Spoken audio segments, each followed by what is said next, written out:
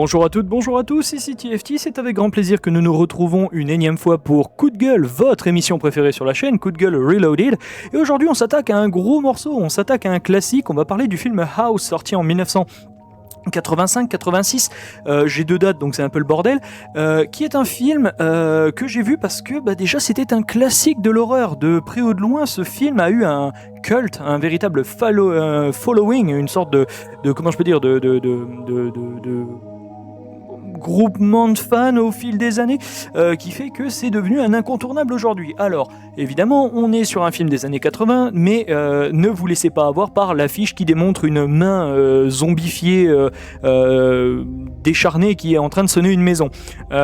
C'est un film qui m'a assez surpris parce que, encore une fois, quand on parle de films d'horreur classiques des années 80, si ce n'est pas une grande licence ou alors une licence un peu plus modeste, comme House notamment, tout du moins du premier, je ne regarde jamais de trailer, je ne me renseigne jamais et je me lance en plein dedans. C'est pour ça que mes critiques sont souvent généreuses et même un peu trop gentillettes.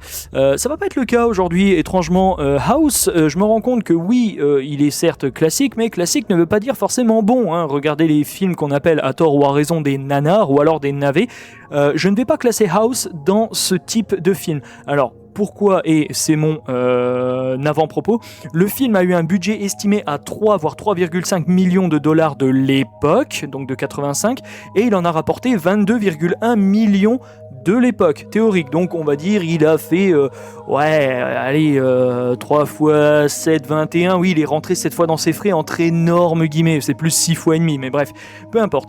Pourquoi je dis ça? C'est parce qu'encore une fois, ce film, il m'a surpris. C'est un film, en fait, on pourrait se dire, oui, comme je le disais tout à l'heure, un film de zombies, etc., avec une main décharnée qui sonne à une porte, etc. Pas du tout. Ce film-là, c'est un film que vous pouvez prendre comme deux films différents. C'est-à-dire, soit vous ne considérez que le côté humain, donc je vais y venir, soit vous considérez le film comme un film d'horreur. Et là, franchement, je trouve ça plutôt sympa. Alors, encore une fois, on était dans les années 80 et les effets spéciaux et les effets pratiques, surtout pour ce type de production qui, comme je l'ai dit tout à l'heure, n'a pas forcément 50 millions de dollars ou autre, sans mauvais jeu de mots, littéralement sans mauvais jeu de mots, on pouvait pas se permettre, parce qu'il n'y avait pas de CGI, il n'y avait pas de machin et tout, on pouvait pas se permettre de faire des trucs de dingue.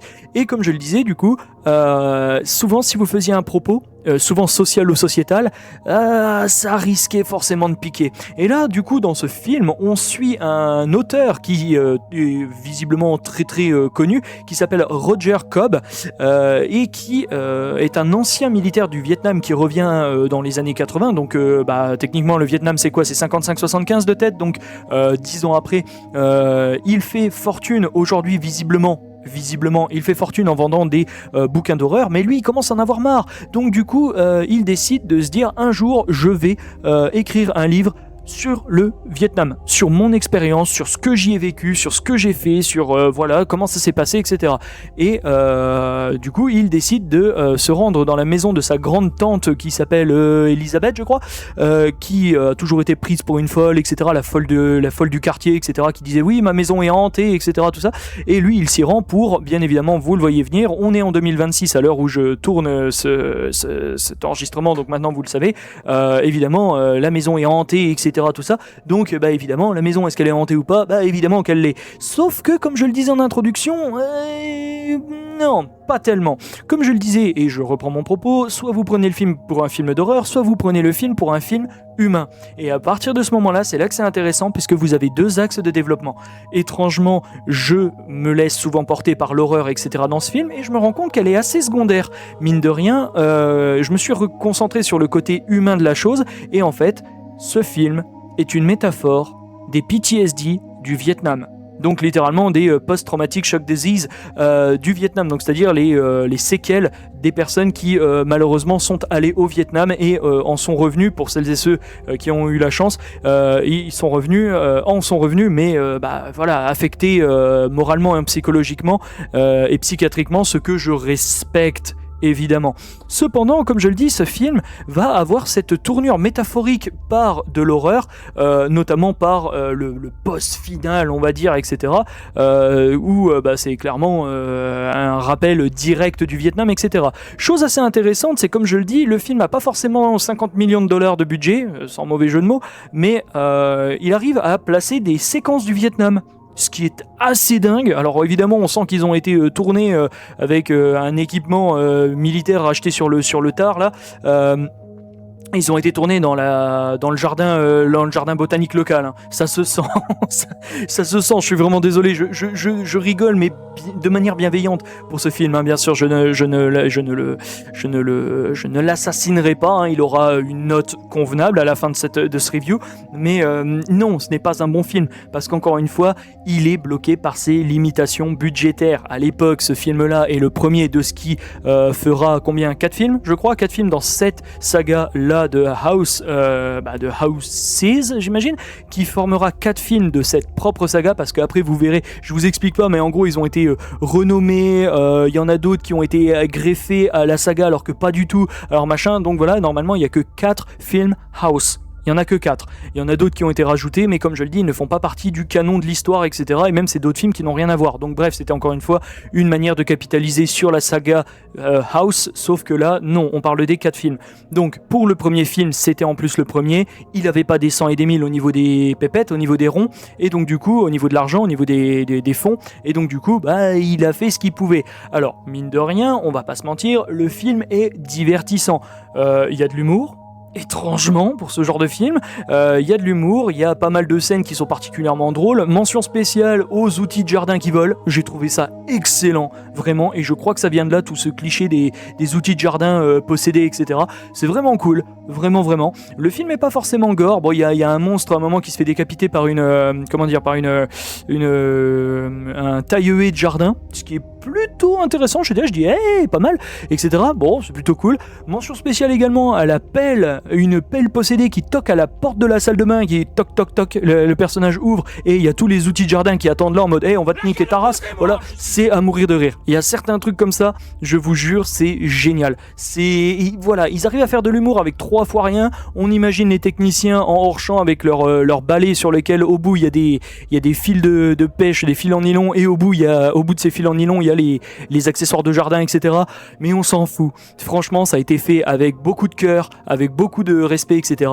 Et encore une fois, oui, comme je le dis, du coup, le film est soit une critique sur le Vietnam à proprement parler, soit c'est une critique sur, clairement, un film d'horreur bête et con ou bête et méchant. Mais encore une fois, oui, je fais les réglages de son en même temps que je fais ça. Bref, ce que je veux dire, c'est que ce film-là, comme je le dis, c'est plutôt un bon film. Il est plutôt pas stupide à regarder, il est même très divertissant. J'ai passé un très bon moment devant, mais malgré tout, comme je le dis, c'est pas avec les meilleures volontés du monde qu'on peut faire un bon film. Alors, encore une fois, je ne vais pas l'assassiner comme je le dis, je vais lui mettre un 11. Je vais lui mettre un 11 sur 20. Encore une fois, si je me permets l'odieuse chose que de lui attribuer une note. C'est un bon film que vous pouvez regarder sur 2 pans de visionnage, donc c'est-à-dire soit, encore une fois, purement humain avec métaphore horrifique du Vietnam, ou alors film d'horreur.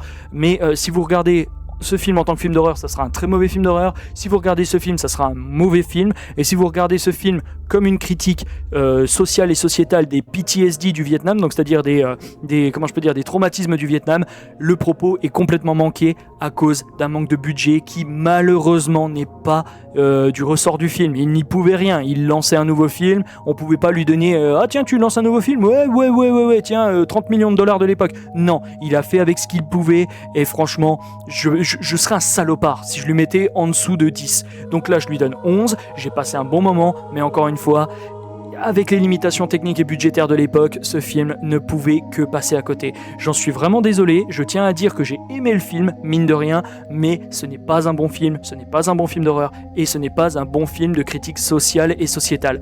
Encore une fois, je l'encourage parce que franchement c'est un classique, il faut le voir, et franchement les effets sont plutôt cool. Mention spéciale au boss final du film que je ne vais pas spoiler, qui est quand même plutôt cool. Bon, si bien que du coup, comme c'est une sorte de gros mort-vivant baraqué, le problème c'est que son crâne est à moitié visible, on voit la bouche de l'acteur en dessous. Voilà, vous voyez, c'est sur ce genre de truc que je pourrais chipoter 50 ans si j'étais un connard, ce qui n'est pas le cas. Et encore une fois, j'ai passé un bon moment devant ce film, très divertissant, avec de l'humour un peu, voilà, mais divertissant, une bonne soirée pizza devant, et vous allez passer un bon moment.